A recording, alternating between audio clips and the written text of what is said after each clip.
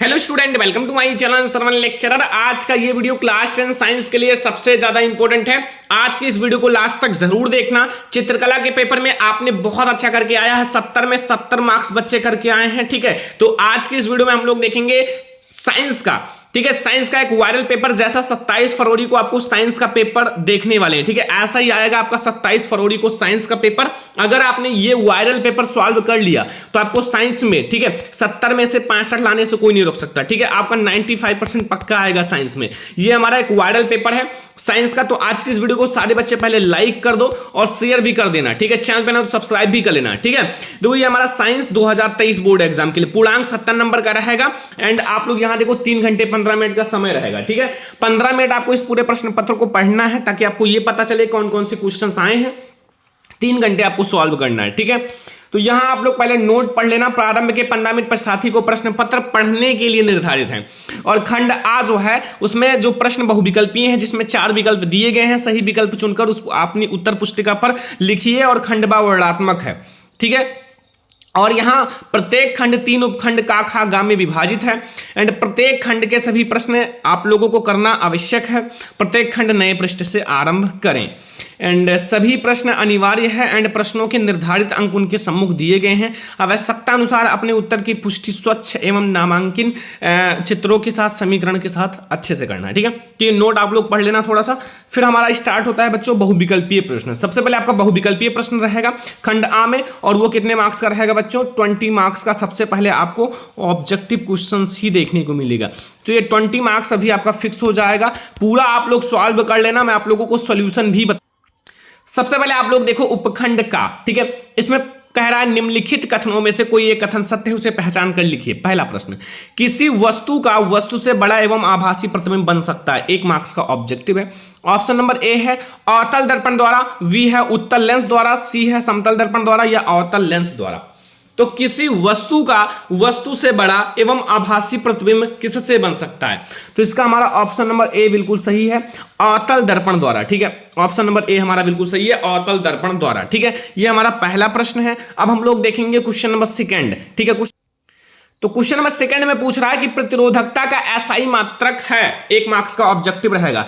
प्रतिरोधकता का एसआई मात्रक क्या होता है? ओम मीटर या कूलाम या वोल्ट मीटर या ओम। ठीक है, तो बच्चों प्रतिरोधकता का जो एसआई मात्रक होता है वो क्या होता है? वो होता है ओम मीटर। क्या होता है? ओम मीटर। ठीक है, याद रखना प्रतिरोधकता का जो एसआई मात्रक होगा वो ओम मीटर होगा। ठीक है, अगला क्वेश्चन नंबर 3, विद्युत धारा उत्पन्न करने की युक्ति को कहते हैं। 1 मार्क्स का ऑब्जेक्टिव है कि विद्युत धारा उत्पन्न करने की युक्ति को क्या कहा जाता है? जनित्र या गैल्वेनोमीटर या अमीटर या फिर मीटर। तो विद्युत धारा उत्पन्न करने की युक्ति को क्या कहते हैं? जनित्र कहते हैं। क्या कहते हैं? जनित्र। तो विद्युत धारा उत्पन्न करने की युक्ति को जनित्र कहा जाता है। ऑप्शन नंबर ए हमारा बिल्कुल सही है। अगला क्वेश्चन देखो, क्वेश्चन नंबर 3 कि अभिनेत्र लेंस की फोकस दूरी में परिवर्तन किया जाता है। 1 मार्क्स का ऑब्जेक्टिव है कि अभिनेत्र लेंस की फोकस दूरी में परिवर्तन किया जाता है। ऑप्शन नंबर ए है पुतली द्वारा, दृष्टिपटल द्वारा, पक्षमाभि द्वारा या प्रताड़िका द्वारा। तो अभिनेत्र लेंस की फोकस दूरी में अगर परिवर्तन करना है तो पक्षमाभि के द्वारा किया जा सकता है। किसके द्वारा? पक्षमाभि के द्वारा। ठीक है, क्वेश्चन नंबर 4 का ऑप्शन नंबर सी हमारा जो है वो बिल्कुल सही है। अगला क्वेश्चन देखो, 5 नंबर क्वेश्चन, किसी गोलीय दर्पण तथा किसी पतले गोलीय लेंस दोनों की फोकस दूरियां -15 सेंटीमीटर है। दर्पण तथा लेंस संभावता होगा दोनों अवतल होंगे या दोनों उत्तल होंगे। मैं आपको यही समझा देता हूं। देखो, अगर आपकी चाहे अवतल दर्पण हो, ठीक है, चाहे आपका अवतल लेंस हो, अवतल की बात कर रहा हूं, इसमें दोनों में क्या होता है? फोकस दूरी ऋणात्मक होती है। क्या होती है? ऋणात्मक होती है। ठीक है, तो इसमें -15 है और -15 का मतलब है कि ये ऋणात्मक है। तो दोनों हमारा अवतल ही होगा, चाहे आप दोनों अवतल लेंस ले लो, चाहे आप दोनों अवतल दर्पण ले लो। ठीक है, अब आपका एक लेंस रहेगा, एक दर्पण, यानी कि दोनों अवतल ही रहेगा, चाहे लेंस लो चाहे दर्पण लो। ठीक है, ये वाला ऑप्शन सही है। अगला क्वेश्चन आ जाओ 6 नंबर, किसी विद्युत बल्ब का अनुक्रमांक जो है वो 220 वोल्ट है, 100 वाट है। जब इसे 110 वोल्ट पर प्रचलित करते हैं तब इसके द्वारा उपभुक्त शक्ति कितनी होती है? 1 मार्क्स का ऑब्जेक्टिव क्वेश्चन है। 100 वाट या फिर 75 वाट, ठीक है, या फिर हमारा 50 वाट या फिर 25 वाट। तो वो जो शक्ति होगी वो हमारा होगा 50 वाट। अगर आपको फार्मूला पता होगा तो आप इसको लगा सकते हो। ठीक है, 1 मार्क्स का ऑब्जेक्टिव है। अगला देखो, विद्युत मोटर परिवर्तित करता है, 1 मार्क्स का ऑब्जेक्टिव, वेरी इंपॉर्टेंट है बच्चों। विद्युत मोटर परिवर्तित करता है रासायनिक ऊर्जा को यांत्रिक ऊर्जा में, या यांत्रिक ऊर्जा को रासायनिक ऊर्जा में, या यांत्रिक ऊर्जा को वैद्युत ऊर्जा में, या वैद्युत ऊर्जा को रासायनिक यांत्रिक ऊर्जा में।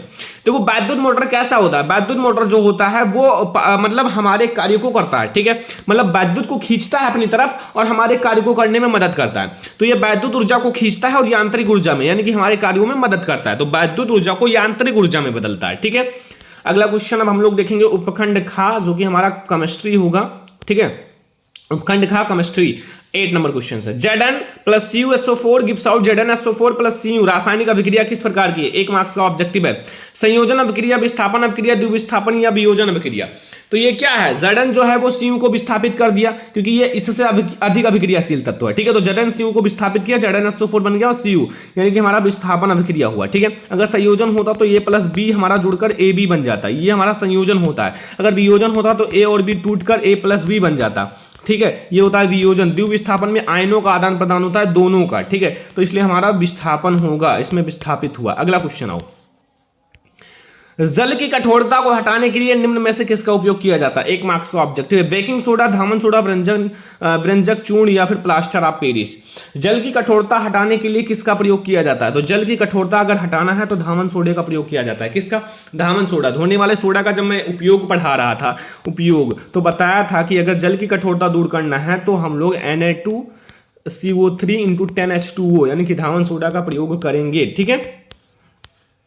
क्वेश्चन नंबर 10 आ जाओ। क्वेश्चन नंबर 10 में पूछ रहा है निम्न में से किस यौगिक में -OH, ये माइनस नहीं हाइफन है, OH क्रियात्मक समूह है। मतलब OH क्रियात्मक समूह किसमें होता है, देखो आप लोग ब्यूटेनोन है, नोन में कौन सा समूह, कीटोन, यानी कि CO क्रियात्मक समूह होगा। ब्यूटेनोइक में COOH, क्योंकि ये हमारा ओइक जुड़ा है ना, और ब्यूटेनल में CHO समूह होता है, एल्डिहाइड, और हमारा इसमें जो ऑल जुड़ा हुआ है जिसमें ब्यूटेनॉल, ये हमारा है एल्कोहल समूह।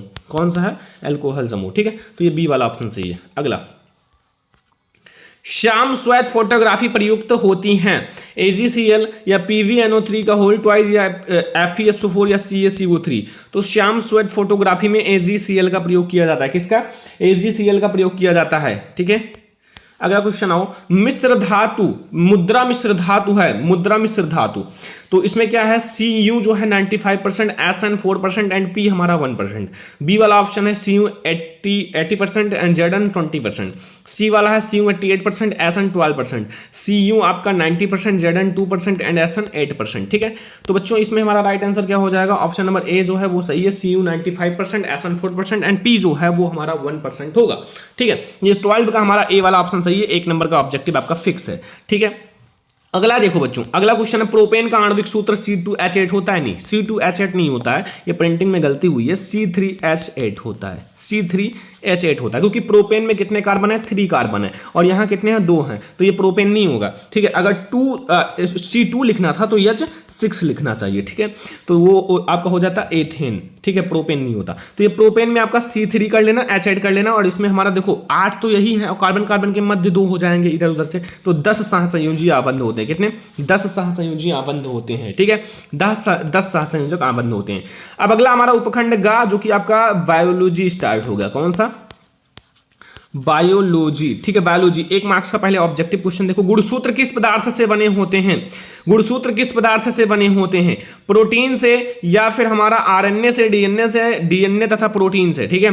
तो देखो जो गुणसूत्र होते हैं वो डीएनए तथा प्रोटीन दोनों से बने होते हैं, उसमें डीएनए भी होता है और प्रोटीन भी होता है, ठीक है। तो डी वाला ऑप्शन हमारा बिल्कुल सही है। ग्लाइकोलाइसिस की प्रक्रिया संपन्न होती है, 1 मार्क्स का ऑब्जेक्टिव है। ग्लाइकोलाइसिस की प्रक्रिया संपन्न होती है कोशिका द्रव्य में, राइबोसोम में, माइटोकॉन्ड्रिया में, अंतःप्रदव्य जालिका में। तो जो ग्लाइकोलाइसिस की प्रक्रिया है वो कोशिका द्रव्य में संपन्न होती है। कहां संपन्न होती है, कोशिका द्रव्य में। ऑप्शन नंबर ए हमारा बिल्कुल सही है कि जो ग्लाइकोलाइसिस की प्रक्रिया है वो कोशिका द्रव्य में संपन्न होती है। क्वेश्चन नंबर 16 है पौधों में कायिक परावर्धन के लिए कौन सा भाग अधिक अनुकूल है। 1 मार्क्स का ऑब्जेक्टिव है कि जो पौधे होते हैं, पौधे, ठीक है, पौधे में जो कायिक परावर्धन अगर करना है तो उनके लिए कौन सा भाग अधिक अच्छा होगा। तना है, पत्ती है, जड़ है या पर्णलिका है, ठीक है। तो वो होगा, कलिका नहीं होती, तना होता है। तना जो होता है वो सबसे अच्छा होता है कायिक परावर्धन के लिए। तो कुछ जिसमें जड़ नहीं होती उनके तना के द्वारा ही उसमें जो मतलब पौधे में उत्पत्ति की जाती है, नए पौधे में। अगला निम्न में से कौन सा मानव में मादा जनन तंत्र का भाग नहीं है? 1 मार्क्स का ऑब्जेक्टिव है, मादा जनन तंत्र का भाग नहीं है, ये तो सभी को पता होगा। अंडाशय जो है वो मादा जनन तंत्र का भाग है, गर्भाशय भी है। डिंबवाहिनी को आप दूसरा नाम अंडवाहिनी कह सकते हो, जो अंड को द्वार प्रदान करता है, मतलब जाने के लिए वाहन है, मतलब वाहिनी है। लेकिन शुक्रवाहिका जो है वो एक नर जनन तंत्र का भाग है, मेल रिप्रोडक्टिव सिस्टम है, तो इसलिए ध्यान रखना जो शुक्रवाहिका है वो एक नर जनन तंत्र का भाग है। सारे वेरी इंपॉर्टेंट है, जितना क्वेश्चन बता रहा हूं तैयार करके जाना बोर्ड एग्जाम में, अगर छाप कर आना, ठीक है। 70 में 70 फिक्स करके आना, ध्यान रखना, ठीक है। अगला देखो, अगला क्वेश्चन है जीवाश्म ऊर्जा का स्रोत है। जीवाश्म ऊर्जा का स्रोत है बच्चों, जीवाश्म ऊर्जा, पवन ऊर्जा, सौर ऊर्जा, कोयला या जल विद्युत, तो वो हमारा कोयला है जो जीवाश्म ऊर्जा का स्रोत है, ठीक है, जीवाश्म ऊर्जा का। अगला क्वेश्चन है पवन चक्की का उपयोग किन कार्यों को करने में होता है? जो पवन चक्की होता है उनका जो प्रयोग किन कार्यों को करने में होता है? यांत्रिक ऊर्जा, रासायनिक ऊर्जा, दोनों, या फिर हमारा इनमें से कोई नहीं? देखो पवन चक्की जो होता है वो भी हमारे कार्यों को ही करता है, तो ये भी हमारा यांत्रिक ऊर्जा के कार्य में आता है, यांत्रिक कार्य में, ठीक है। ऑप्शन नंबर ए सही है। अगला क्वेश्चन, वे पदार्थ जो जैविक प्रक्रम द्वारा अपघटित हो जाते हैं कहलाते हैं? जैव निम्नीकरणीय, अजैव निम्नीकरणीय, जैव उच्चीकरणीय, आपका इनमें से कोई नहीं, तो बच्चों वो हमारा कहलाते हैं जैव निम्नीकरणीय। क्या कहलाते हैं? जैव निम्नीकरणीय, ठीक है। 20 ऑब्जेक्टिव है बच्चों, 20 ऑब्जेक्टिव ये तैयार करके जाना, अगर बोर्ड एग्जाम में 70 में 70 आपको फिक्स करना है तो, ठीक है। तो ये हमारा है सबसे पहले ऑब्जेक्टिव क्वेश्चन जो आपके बोर्ड एग्जाम के लिए मोस्ट इंपोर्टेंट है, ठीक है। तो ये ऑब्जेक्टिव आप लोग तैयार करके ही जाना, अगर आपको साइंस में 95% लाना है तो। ये पेपर बहुत वायरल है और इसका सॉल्यूशन भी मैं आपको प्रोवाइड कर दूंगा, सारा चीजें, ठीक है। तो चलो अब हम लोग देखते हैं आगे। अब आपके आगे वर्णनात्मक प्रश्न, देखो आपको वो वाले जो ऑब्जेक्टिव है उनका आंसर तो ओएमआर शीट पे देना पड़ता है, लेकिन वर्णनात्मक प्रश्न में आप कॉपी लेना, आपको कॉपी दी जाएगी अच्छी सी, ठीक है, सभी को पता है दिया गया होगा। अब वहां आप लोग खंड बा पहले डालना, फिर वर्णनात्मक प्रश्न डाल देना, फिर आप लोग क्या वर्णनात्मक प्रश्न डालो या ना डालो, फिर आप लोग उपखंड का डाल देना, फिर आप लोग लघु उत्तरीय, फिर आप लोग प्रश्नोत्तर संख्या फर्स्ट डाल देना, ठीक है, क्योंकि हमारा फर्स्ट नंबर है, लघु उत्तरीय का फर्स्ट नंबर 4 नंबर का है। दूरदृष्टि दोष किसे कहते हैं? दूरदृष्टि दोष किसे कहते हैं? यह किन कारणों से होता है? इस दोष के निवारण के लिए किस प्रकार के लेंस का प्रयुक्त किया जाता है? किरण आरेख खींचिए, 4 नंबर का। देखो एक होता है निकट दृष्टि दोष बच्चों, एक होता है दूर दृष्टि दोष, दोनों इंपॉर्टेंट है। अब आप तैयार कर लोगे तो आपके लिए फायदा रहेगा। दूर दृष्टि दोष आया है, हो सकता है बोर्ड एग्जाम में निकट दृष्टि दोष आ जाए, थोड़ा सा चेंज कर दे, तो तैयार कर लेना दोनों, ठीक है, सेम ही है। अगर एक तैयार हो गया तो ठीक उसका उल्टा होता है दूसरा, ठीक है। जैसे पता है कि आप लोगों को कि जैसे डीएनए आरएनए में अंतर है, डीऑक्सीराइबोज इसमें डीऑक्सीराइबोज नहीं होता है, ठीक है, राइबोज न्यूक्लिक अम्ल होता है, ऐसे, ठीक है। तो ऐसे आप इसका उल्टा होता है, दूर दृष्टि दोष निकट दृष्टि दोष में 4 नंबर मिल जाएगा, ठीक है। और यहां अगला देखो सेकंड नंबर क्वेश्चन, प्रकाश के परावर्तन का नियम लिखिए। जो प्रकाश का परावर्तन का नियम है, और 20 सेंटीमीटर वक्रता त्रिज्या वाले अवतल दर्पण के सामने 5 सेंटीमीटर दूरी पर और 15 सेंटीमीटर दूरी पर कोई वस्तु रखने पर प्रत्येक स्थिति में प्रतिबिंब कहां और कैसा बनेगा? 4 मार्क्स का है, ठीक है। अब दोनों आप सॉल्व कर लेना, ये बहुत ज्यादा आसान है। प्रकाश का परावर्तन का नियम जानते ही हो और फार्मूला आपको पता है। यहां से त्रिज्या, वक्रता त्रिज्या से आप फोकस दूरी निकाल लो एफ निकालने के बाद आप आसानी से सॉल्व कर लेना, ठीक है। यहां आपका 5 सेंटीमीटर दूरी दिया है, 15 सेंटीमीटर बस। अगला देखो तीसरा क्वेश्चन, विद्युत विभवांतर की परिभाषा तथा मात्रक लिखिए। जो विद्युत विभवांतर होता है, विभवांतर, ठीक है, उसकी परिभाषा लिखना है और मात्रक लिखना है। तो परिभाषा और मात्रक, ठीक है। एंड 10 सेंटीमीटर, 20 सेंटीमीटर एंड 10 ओम, 20 ओम और 30 ओम, ठीक है, ये हमारे प्रतिरोध है, आर है, और आर का मात्रक ओम होता है, ठीक है। इसको आप समांतर क्रम में जोड़ो, श्रेणी क्रम में जोड़ो, तो फिर आपको प्रतिरोध की गणना करनी है। समांतर क्रम में आर बराबर R1 plus R2 plus R3, ठीक है, ये हमारा श्रेणी क्रम हो गया, ठीक है। श्रेणी क्रम, समांतर क्रम में होता है 1/R बराबर 1/R1 plus 1/R2 plus 1/R3, ये होता है श्रेणी क्रम, ठीक है। समांतर क्रम, समांतर का मतलब होता है 1/, में, और श्रेणी का मतलब होता है लाइन से जुड़ना, जैसे स्कूल में लाइन लगती है, ठीक है। तो ये 4 नंबर आपको मिल जाएगा, बहुत ज्यादा आसान है। ये तो मैंने पढ़ा भी रखा है। विद्युत मोटर का नामांकित आरेख खींचकर चित्र आपको अच्छे से बनाना है, कार्यविधि भी लिखना है, विभक्त वाले का महत्व भी लिखना है। तो ये आपके बोर्ड एग्जाम में आता है। अभी मैं आपको जस्ट इससे पहले वाली वीडियो में पढ़ा दिया है, ठीक है। अभी मैराथन वीडियो आएगा, उसमें बहुत सारी साइंस की मैराथन वीडियो आने वाली, तैयार रहना। अगर साइंस में आपको 100 में 95 लाना है तो, ठीक है, तैयार रहना। अथवा आप लोग इसको भी कर सकते हो, देखो यहाँ परिनालिका किसे कहते हैं, और यहाँ परिनालिका चुंबक की भांति व्यवहार कैसे करता है, किसी क्षण चुंबक की सहायता से विद्युत धारावाही आपको चालक की आपको ध्रुव या फिर उत्तर और दक्षिण ध्रुव का निर्धारण करना है। ठीक है, ये हमारा 6 नंबर का क्वेश्चन है, किसी एक को करना है। अब हमारा हो जाता है केमिस्ट्री स्टार्ट। उपखंड खा, यानी कि अब हमारा ये है केमिस्ट्री, क्या है केमिस्ट्री। ठीक है, इसमें लघु उत्तरीय प्रश्न देखो। पहला, धामन सोडा बनाने की विधि तथा दो उपयोग। 2 नंबर मिलेगा अगर आपने धामन सोडा बनाने की विधि और उसका उपयोग बता दिया। अगर आपको 2 नंबर और प्राप्त करना है तो विकर्ण संबंध उदाहरण सहित समझाइए। ठीक है, जो विकर्ण संबंध होता है उसको उदाहरण सहित अच्छे से समझाना है, तो ये आपको मिल जाएगा 4 नंबर। क्या मिल जाएगा? 4 मार्क्स आपको तुरंत मिल जाएगा अगर आपने ये दोनों चीजें अच्छे से समझा दिया तो। ठीक है, समझ में आ गया ना। अगला देखो, अब केमिस्ट्री ये सारे हैं, केमिस्ट्री में ये सब आते हैं संरचना बनाने के लिए। प्रोपेन 2ऑल या फिर हमारा 2 हाइड्रोक्सी प्रोपेनोइक अम्ल। ठीक है, 2 मार्क्स मिल जाएगा। ठीक है, उदाहरण सहित खनिज तथा अयस्क के बारे में 2 मार्क्स, यानी कि 4 नंबर यहां से मिल जाएगा, 4 नंबर। अब विस्तृत उत्तरीय आ जाओ बच्चों।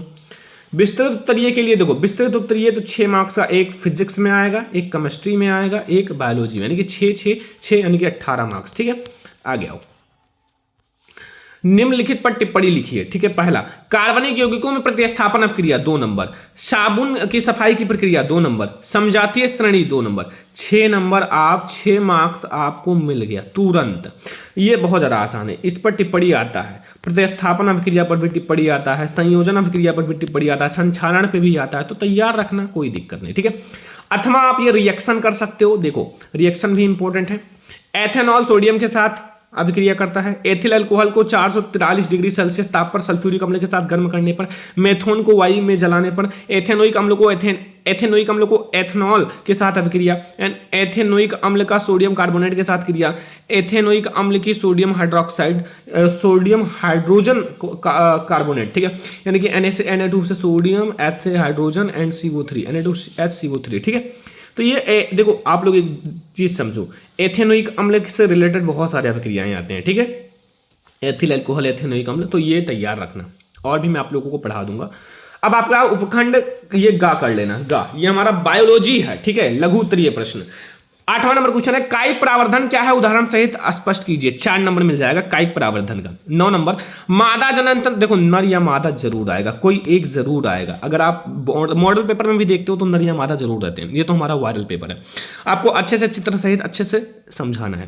क्वेश्चन नंबर 10 देखो, जीवाश्म में क्या है, जैव विकास प्रक्रम के विषय में क्या दर्शाते हैं। 4 नंबर। ठीक है, अब आगे 6 नंबर वाले क्वेश्चन है, कोई एक करना है। पाचन तंत्र तो बच्चा जरूर ही आता है, विस्तृत उत्तरीय प्रश्न देखो 11 नंबर में पूछ ही रहा है यही, कि मानव पाचन तंत्र का निम्नांकित आरेख आपको चित्र बनाकर आमाशय क्षुद्रांश में होने वाले पाचन क्रिया का वर्णन करना है। 6 मार्क्स मिल जाएगा। अथवा आप करो, पादपों में परिवहन से आप क्या समझते हैं, पौधों में जल, भोजन अथवा अन्य पदार्थों का स्थानांतरण को स्पष्ट कीजिए। 6 नंबर, किसी दोनों में से कोई एक करना है, 6 नंबर मिल जाएगा। ठीक है, तो ये हमारा पूरा साइंस का एक वायरल पेपर, और सॉल्यूशन तो आप लोग इसका जानते ही होंगे, नहीं जानते हो तो कमेंट कर देना। और आप लोगों के लिए एक मैराथन वीडियो आने वाला है, सभी लोग तैयार रहना मैराथन वीडियो के लिए शाम को। ठीक है, एंड आप लोगों का जो बोर्ड एग्जाम ने मॉडल पेपर जारी किया उसका पूरे का सॉल्यूशन भी वीडियो आने वाला है, तो पहले चैनल को सब्सक्राइब करके रखो ताकि एक भी वीडियो आप छोड़ो ना, और सारा बोर्ड एग्जाम में एक भी क्वेश्चन छोड़कर ना हो। ठीक है, साइंस में हम लोग 95% कसम खा लो कि लाना है। ठीक है,